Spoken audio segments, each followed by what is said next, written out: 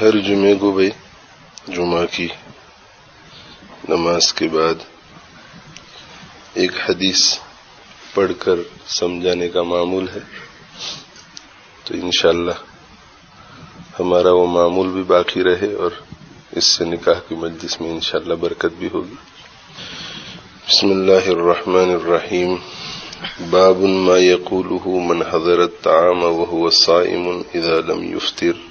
عن ابی ہریرہ رضی اللہ تعالی عنہ قال قال رسول اللہ صلی اللہ علیہ وسلم اذا دعی احدکم فلیجب فإن كان صائما فليصلي وإن كان مفطرا فليطعم۔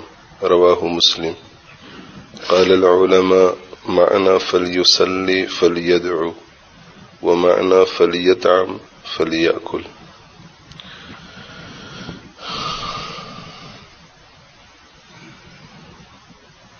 حضرت ابو ہریرہ رضی اللہ تعالی عنہ سے مروی ہے، وہ فرماتے ہیں اللہ کے رسول صلی اللہ علیہ وآلہ وسلم نے ارشاد فرمایا،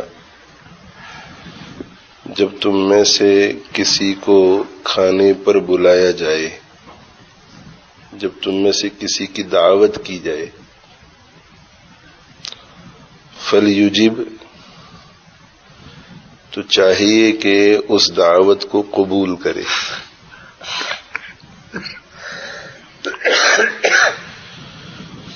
ایک مسلمان کے دوسرے مسلمان پر کچھ حقوق ہیں۔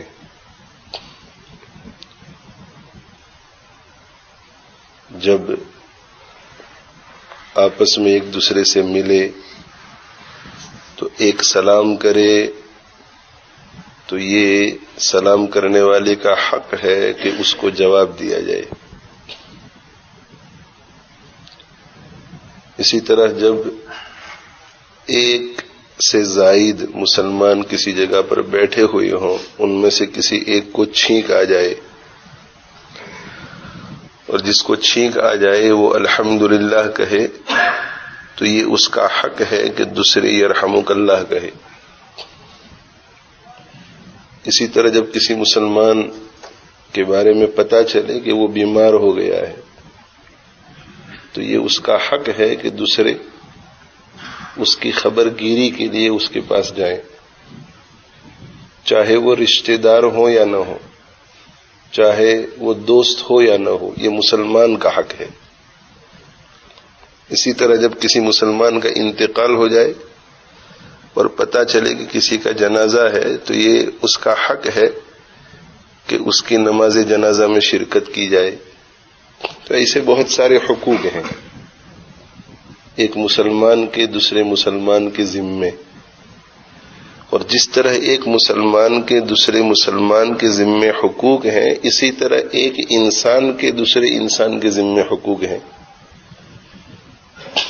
یہ جو میڈیا میں اس وقت ایک خاص قسم کی ذہنیت بنائی جا رہی ہے کہ مسلمانوں کے یہاں مسلمانوں کے لیے تو حقوق ہیں، غیر مسلموں کے لیے کوئی حق نہیں، یہ غلط نظریہ ہے، یہ اسلامی نظریہ نہیں ہے۔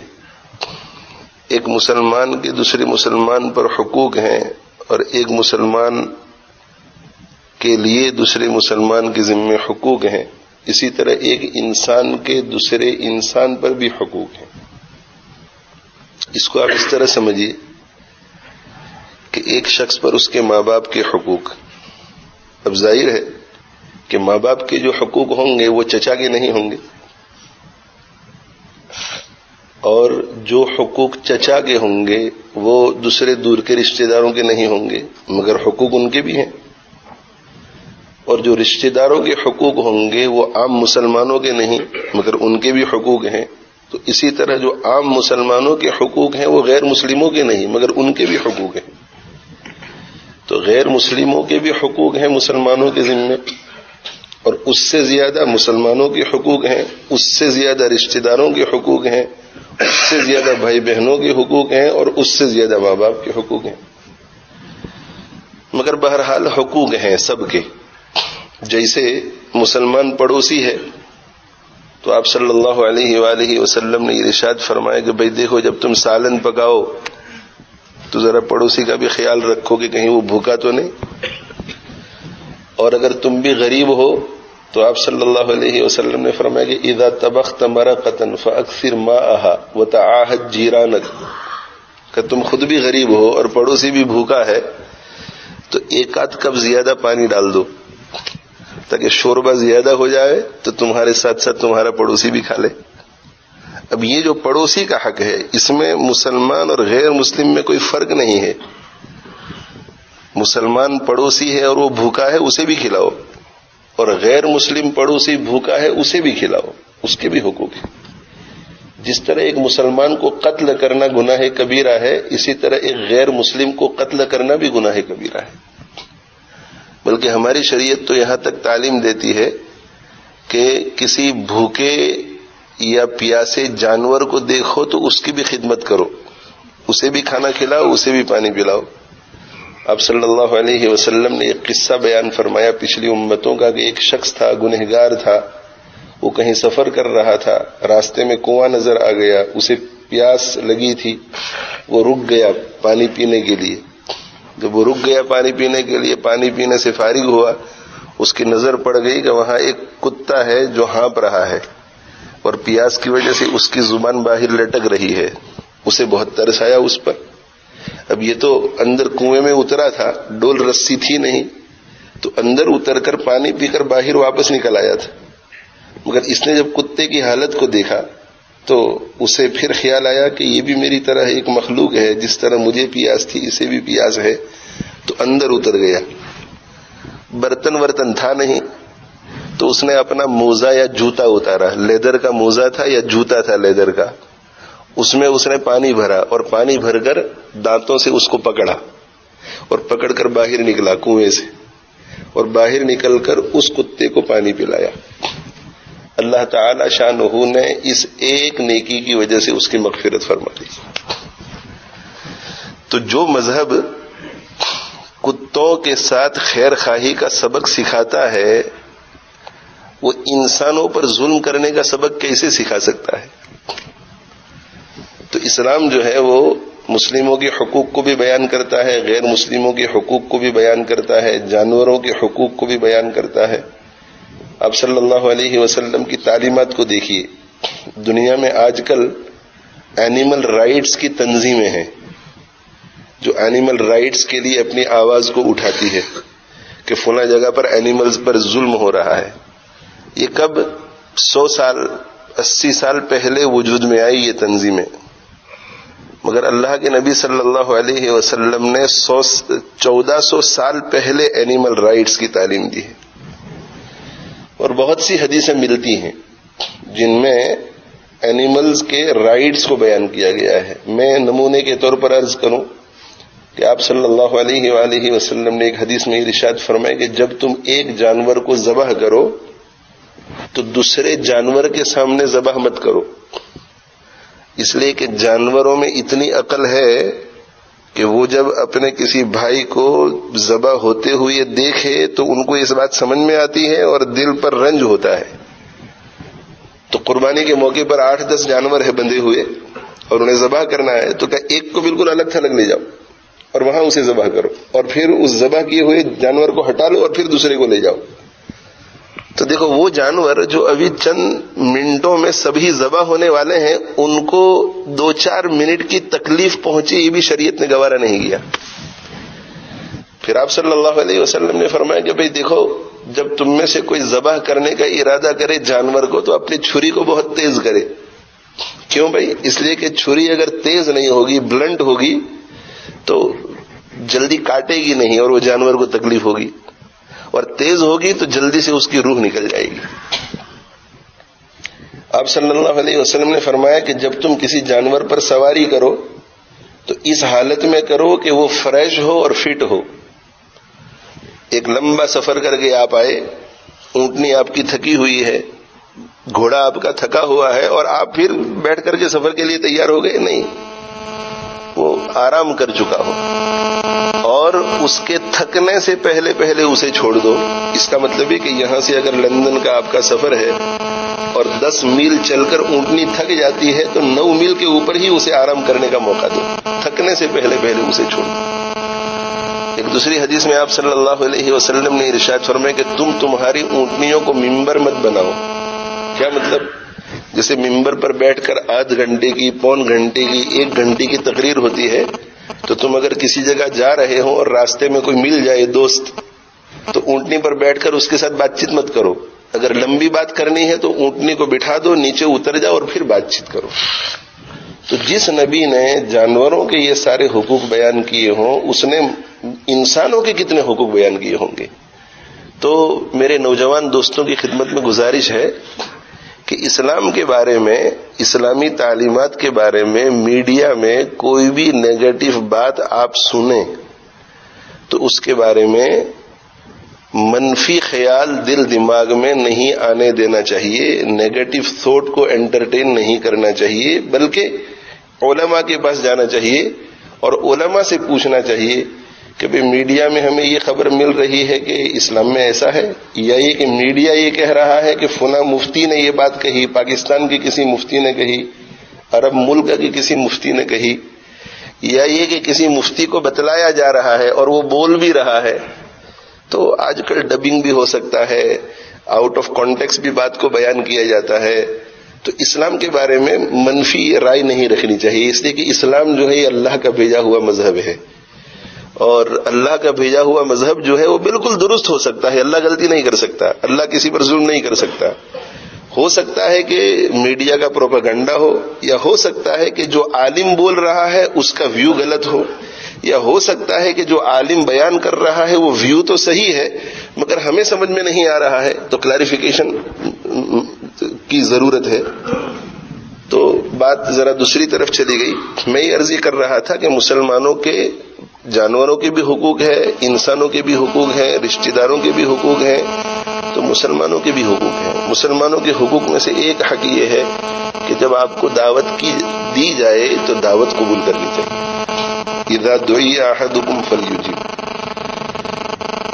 جب تم میں سے کسی کو دعوت دی جائے تو دعوت قبول کرنی چاہیے. آپ ہمیں کھانے کے لیے بلائیں، یہ آپ کا حق ہے کہ ہم قبول کریں. آپ کو ہم بلائیں تو یہ ہمارا حق ہے کہ آپ قبول کریں. بھائی بلائیں تو یہ حق ہے کہ ہم قبول کریں. مسلمانوں میں سے کوئی بھی دعوت کہے، یہ اس کا حق ہے کہ ہم قبول کریں. ہاں اگر ہمارے پاس کوئی عذر ہے تو الگ بات ہے. عذر ہے کہ بھائی آپ مجھے سنڈے بلا رہے ہیں، میرا تو سنڈے میں لندن میں ایک جگہ پروگرام ہے، معاف کیجیے، کوئی حرج نہیں. میں تو افریقہ جا رہا ہوں جنوری میں، آپ نے جو دعوت رکھی ہے میں نہیں آ سکوں گا، میں بیمار ہوں، یہ میرے ورکنگ آورز ہیں، میں اس وقت نہیں پہنچ سکوں گا. کوئی عذر ہے تو الگ بات ہے. عذر نہیں ہے تو یہ مسلمان کا حق ہے کہ ہم اس کی دعوت کو قبول کریں، چاہے ولیمے کی دعوت ہو، چاہے شادی کی دعوت ہو، چاہے عام دعوت ہو، ایسے ہی بلائیں کہ بھائی آئیے ہمارے یہاں. اچھا، اب جس کو دعوت دی گئی ہے ذرا غور سے سننا، آخری بات فائنل ہو رہی ہے. دعوت دی گئی ہے، حق ہے مسلمان کا دعوت قبول کرو، الا یہ کہ تمہارے پاس کوئی ویلڈ ریزن یا ایکسکیوز ہو انکار کرنے کی. کوئی عذر نہیں ہے تو قبول کرو. اب کل سنیچر کو ظہر کی نماز کے بعد دعوت ہے، دعوت دی گئی، عذر کوئی نہیں ہے، دعوت قبول کر لی، مگر روزہ رکھا ہوا ہے، روزہ رکھا ہوا ہے اور صبح 9 بجے بلایا گیا آج ظہر کے بعد آپ کی دعوت ہے. کہا کہ اگر روزہ رکھا ہوا ہے اور کھانا نہیں کھا سکتا تو کھانا ضروری نہیں ہے، وہاں شرکت کر لے تاکہ اس کا دل خوش ہو جائے، اس کا دل خوش ہو جائے. ہمارے خاندان میں کوئی بڑا شخص ہے، وہ روزے سے ہے، اور اس سے کہا گیا کہ آج ہم نے سب کو بلایا ہے، آپ ضرور تشریف لائیں. اب وہ روزے سے ہے تو وہ یہ نہ کہے کہ میں روزے سے ہوں اس لیے آؤں گا نہیں، آپ کے جس طرح وہاں جا کر کھانے سے ان کو خوشی ہوگی، اسی طرح آپ کی حاضری سے بھی ان کو بہت خوشی ہوگی کہ ہمارے خاندان کے جو وڈیل تھے، جو بڑے تھے، وہ آئے اور بہت خوشی ہوئی.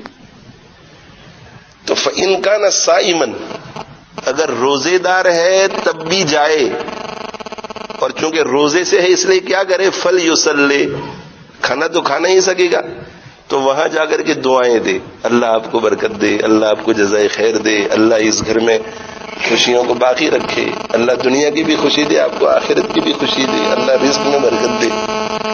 تو اگر روزے دار ہے تب بھی جائے، اور جا کر کے جنہوں نے بلایا ہے ان کو دعا دے۔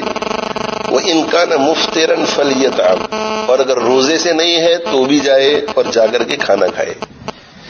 اس میں ایک مسئلہ یہ ہے کہ اگر کسی نے فرض روزہ رکھا ہے، سنیچر کی صبح 9 بجے کہا گیا کہ آج دوپہر ہمارے ساتھ کھانا کھا لے، اب روزے سے ہے کھانا تو کھایا نہیں جائے گا، مگر حق ہے تو چلے گئے اور جو میزبان تھے انہوں نے کہا کہ بھئی کھا لو نا کھانا، کل روزہ رکھ لینا۔ روزہ توڑ کر کے کل بھی تو رکھا جا سکتا ہے۔ تو اگر فرض روزہ ہے تو توڑنا جائز نہیں ہے۔ فرض روزے کا کیا مطلب؟ رمضان میں تو کوئی دوپہر کو دعوت کہے گا نہیں۔ آپ نے منت مانی تھی کہ میرا اگر فلاں کام ہو جائے تو میں فلاں تاریخ کو روزہ رکھوں گا، یا میرا فلاں کام ہو جائے تو میں ایک روزہ رکھوں گا۔ اب یہ روزہ آپ نے رکھ لیا سنیچر کو، اب یہ واجب ہے، یہ ضروری ہے، اسے نہ توڑیں۔ یا کہ رمضان المبارک میں بیماری تھی یا سفر میں تھے اور اس کی وجہ سے روزہ آپ کا رہ گیا تھا، اس کی آپ قضا کر رہے ہیں اور آپ کو اسی دن دعوت ملی، یہ فرض روزہ ہے۔ اب سامنے والا اگر کچھ ناراضگی بھی دکھائے کہ یار عجیب کیا آپ نے، آپ آئے، چھوڑ دیجئے روزہ، کل رکھ لینا، پرسوں رکھ لینا، اور وہ ناراض بھی ہو رہا ہے تو اس کی ناراضگی کا خیال نہ رکھے، اس لیے کہ جب کوئی چیز فرض ہوتی ہے اس میں سب سے زیادہ اللہ کا خیال کیا جاتا ہے، اللہ کے علاوہ مخلوق کا خیال نہیں کیا جاتا۔ مگر روزہ نفل ہے، نفل روزہ، ایسے ہی روزہ رکھا اور نفل روزہ ہے اور دعوت ملی اور وہاں چلے گئے اور اس نے آپ سے یہ کہا کہ آپ بیٹھ جائیے کھانے پر، آپ نے کہا کہ میں تو روزے سے ہوں، اللہ آپ کو برکت دے، کا بہت اچھی بات ہے، آپ روزے کی حالت میں بھی آئے، اللہ آپ کو جزائے خیر دے، شکریہ، ٹھیک ہے، روزہ باقی رکھے، روزہ توڑنا جائز نہیں۔ مگر وہ ناراض ہو رہا ہے، ارے یار آپ بڑی مشکل سے تو ہمارے یہاں آئے، بڑی مشکل سے ہم نے دعوت کی اور روزے کے ساتھ آئے، آپ توڑ دیجئے نا، نفل ہی تو ہے۔ اور آپ نے محسوس کیا کہ اگر میں کھانے کے لیے نہیں بیٹھوں گا تو ان کو تکلیف ہوگی، تو شریعت یہ کہتی ہے کہ اپنے مسلمان بھائی کو خوش کرنے کے لیے اس روزے کو توڑ دو۔ یہ نفل روزہ ہے، فرض نہیں ہے، اور اس کو توڑ کر کے کل قضا کر لینا، پرسوں قضا کر لینا، ترسوں قضا کر لینا، اور اس روزے کو توڑنے میں اجر و ثواب ملے گا، اس لیے کہ آپ نے اپنے مسلمان بھائی کو خوش کرنے کے لیے ایک نفل روزے کی قربانی کی ہے۔ اس لیے کہ آپ تو آدھا روزہ رکھ چکے تھے، اب اس آدھے کو رکھنے کے بعد توڑ رہے ہیں تو مستقل ایک دوسرا 1 دن کا روزہ رکھنا پڑے گا، تو 1.5 دن کا روزہ آپ کا ہو گیا، مگر آپ نے اپنے مسلمان بھائی کے لیے یہ روزہ توڑا، اس پر آپ کو اجر و ثواب ملے گا۔ یہاں ایک آخری بات کہہ کر کے ختم کرتا ہوں جو بہت اہم ہے۔ دیکھو ایک حدیث سے کتنی باتیں معلوم ہوتی ہے، چھوٹی سی حدیث ہے۔ آپس میں میرے بھائیوں پیار محبت سے رہنا چاہیے، جب کوئی بیمار ہو تو خبر لینے کے لیے جاؤ، جب کوئی قرض میں ڈوبا ہوا ہو اور آپ مدد کر سکتے ہیں، اس پر آپ کو بھروسہ ہے تو مدد کرو، پیسے دے کر مدد کر سکتے ہیں تو پیسے دے کر مدد کرو، قرض دے کر مدد کر سکتے ہیں قرض دے کر مدد کرو۔ آج لوگوں کے پاس پیسے بہت ہیں مگر لوگ قرضوں میں ڈوبے ہوئے ہیں، ان کی راتوں کی نیند بھی حرام ہو گئی ہے، مگر سب تماشا دیکھتے رہتے ہیں۔ کیوں بھائی؟ اس لیے کہ آپس میں ایک دوسرے پر بھروسہ نہیں ہے، محبتیں سپرفیشل ہیں، شادی میں سب جمع ہو جاتے ہیں دسترخوان پر، غمی میں سب جنازے پر شریک ہو جاتے ہیں، ایک دوسرے کو گلے بھی لگتے ہیں اور ایک دوسرے کو پیشانی پر گلے میں بوسہ بھی دیتے ہیں، مگر حقیقت یہ ہے کہ دلوں کے درمیان میں دیوار حائل ہے۔ اسی وجہ سے ایک دوسرے پر بھروسہ نہیں، کوئی قرض دینے کے لیے تیار نہیں، اور اگر کوئی تیار ہے تو سامنے والا ریٹرن کرنے کے لیے تیار نہیں۔ تو اتنے لوگ پریشان ہیں، ڈپریشن کے شکار ہے، کوئی کسی کے غم میں شریک ہونے کے لیے تیار نہیں، خوشی میں سب شریک ہوں گے۔ میرے شیخ تھے حاجی محمد فاروق صاحب رحمۃ اللہ علیہ، وہ فرماتے تھے کہ ہمارے ہم سے کسی کو محبت نہیں ہے، ہمارے حالات سے محبت ہے. ہمارے سرکمسٹانسز اگر اچھے ہوں تو سب ہمارے دوست، اور سرکمسٹانسز بگڑ جائے تو ہمارا کوئی دوست نہیں. تو وہ فرماتے تھے کہ ہم سے کسی کو محبت نہیں، ہمارے سرکمسٹانسز سے محبت ہے. ہمارا اگر سورج چڑھ رہا ہے تو سب ہمارے قائل، اور اگر ہم گرتے ہوئے نظر آتے ہیں تو ایک ایک کر کے سب دوست چھوڑ کے چلے جاتے ہیں. اسلام میرے بھائیو یہ نہیں سکھاتا. نشہ پلا کے گرانا تو سب کو آتا ہے، نشہ پلا کے گرانا تو سب کو آتا ہے، مزہ تو تب ہے کہ گرتے ہوں کو تھام لے ساقی. جو گر رہا ہے اسے پکڑ لینا، یہ ہے مسلمانی، یہ ہے صحیح اسلام. تو آپس میں محبت سے رہیں. اور دوسرا میرے بھائیو یہ ہے کہ جب ہم کسی کو دعوت دیں اور جس طرح اس کے اوپر ہمارا حق ہے کہ وہ ہماری دعوت قبول کرے، اسی طرح اس کا ہم پر یہ حق ہے کہ اسے دعوت میں بلا کر اس کی مرضی کے خلاف ہم کوئی کام نہ کریں. شوگر کا مریض ہے، آپ نے اسے دعوت پر بلایا اور شوگر کو بڑھانے والی ساری چیزیں پکائی اور اصرار کر رہے ہیں کہ کھاؤ اس کو، تو جیسے ہماری دعوت کو قبول کرنا یہ اس کا حق ہے، تو جب وہ ہمارے گھر آئے تو اسے اچھی طرح انٹرٹین کرنا یہ اس کا حق ہے. اس میں میرے بھائیوں ہم سب خیال کرتے ہیں کہ بھئی جس کو بلایا جا رہا ہے وہ چاول کھاتا ہے یا نہیں، مرچ کھاتا ہے یا نہیں، شوگر کا مریض تو نہیں.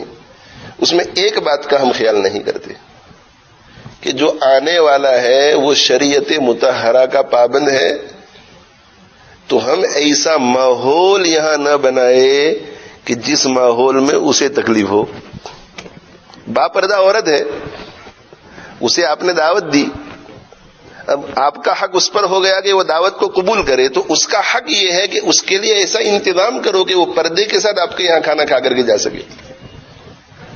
کسی عالم کو آپ نے دعوت دی، کسی مذہبی آدمی کو دعوت دی، اب اس کے اوپر حق ہے کہ آپ کا حق ہے کہ وہ دعوت کو قبول کرے، تو کم سے کم آپ اب قوال کو تو نہ بلائیں، میوزک کا انتظام تو نہ کریں، وہ آئے گا کیسے؟ تو جیسے آپ شوگر کے مریض کے لیے اہتمام کرتے ہیں، السر کے بیمار کے لیے اہتمام کرتے ہیں کہ یہ چیز اس کی طبیعت کے خلاف ہے، تو اسی طرح جو اللہ والے ہیں اور جو مذہبی لوگ ہیں ان کا بھی تو خیال رکھنا چاہیے. اب ہم دعوت دیتے ہیں، ایسے لوگ ہمارے فنکشنز میں آتے نہیں اور ہم ناراض ہوتے ہیں، تو ناراض ہمیں نہیں ہونا چاہیے، ناراض ان کو ہونا چاہیے. کیوں ناراض ہونا چاہیے؟ کہ انہوں نے جتنے لوگوں کو بلایا سب کا خیال رکھا، اگر خیال نہیں رکھا تو ہمارا نہیں رکھا اور اللہ کا خیال نہیں رکھا. اور یوں بھی میرے بھائیوں اگر وہ لوگ تقاضا نہ کرتے پھر بھی ہمارے لیے ضروری تھا، یہ اللہ کا حق ہے کہ ہم میوزک نہ بجائیں، ہم گانا بجانا نہ ہو ہمارے یہاں، اللہ کی نافرمانی نہ ہو. تو بس بھائی ان چند چیزیں جو عرض کر دی گئی اس پر عمل کی کوشش کریں. اللہ تعالی شانہ ہم سب کو عمل کی توفیق عطا فرماوے. تو اگر کوئی مسلمان بلائے تو اس کو قبول کرنا چاہیے، اللہ یہ کہ کوئی خاص عذر ہو، کسی کو حقیر سمجھ کر کے انکار نہیں کرنا چاہیے کہ بھئی غریب آدمی ہے، اس کے یہاں گئے نہ گئے کیا فرق پڑتا ہے. ہوتا ہے آج کل ایسا، مالدار آدمی ہے تو اس کے یہاں جنازے میں سب جائیں گے، غریب آدمی ہے کوئی نہیں جاتا. مالدار آدمی ہے وہ شادی کی دعوت بھیجتا ہے تو کہ جانا ہی پڑے گا، بڑے سیٹ صاحب ہیں، اور کوئی غریب آدمی بیچارہ بلاتا ہے کوئی نہیں جاتا. حالانکہ آپ صلی اللہ علیہ وسلم مالدار بلاتا تھا وہاں بھی چلے جاتے تھے، غریب بلاتا تھا وہاں بھی جاتے تھے، بلکہ غریب کے یہاں پہلے جانا چاہیے تاکہ اس کا دل بڑا ہو. ایک دوسرے کا خیال رکھیں اور شادیوں کے اندر اس بات کا خیال رہے کہ اللہ تعالی شانہ کی نافرمانی بالکل نہ ہو. جس اللہ نے ہمیں یہ خوشی دی ہے، دلہا آج بہت خوش، دلہن بھی بہت خوش، دونوں طرف کے خاندان والے بھی خوش. یہ خوشی کون دیتا ہے؟ اللہ دیتا ہے. دیکھو اللہ بچائے آپ کے خاندان کو بھی ہمارے خاندان کو بھی، مگر شادی کے موقع پر خاندان میں اگر کوئی ڈپریسڈ آدمی ہوتا ہے وہ خوش ہونے کی کوشش کرے گا تب بھی نہیں ہو سکے گا. معلوم ہوا کہ شادی کسی کو خوش نہیں کر سکتی، خوشی ڈائریکٹ اللہ کی طرف سے آتی ہے، ڈائریکٹ اللہ کی طرف سے آتی. تو جس اللہ نے ہمیں یہ خوشیاں دی ہے تو خوشیوں کے موقع پر خوشی دینے والے کو ناراض نہیں کرنا چاہیے. اللہ تعالی شانہ مجھے آپ کو عمل کی توفیق عطا فرماوے. اللہ تعالی شانہ دلہا دلہن میں خوب محبت پیدا فرماوے، اور اللہ تعالیٰ اس نکاح کو دونوں خاندانوں میں محبت کا ذریعہ بنائے.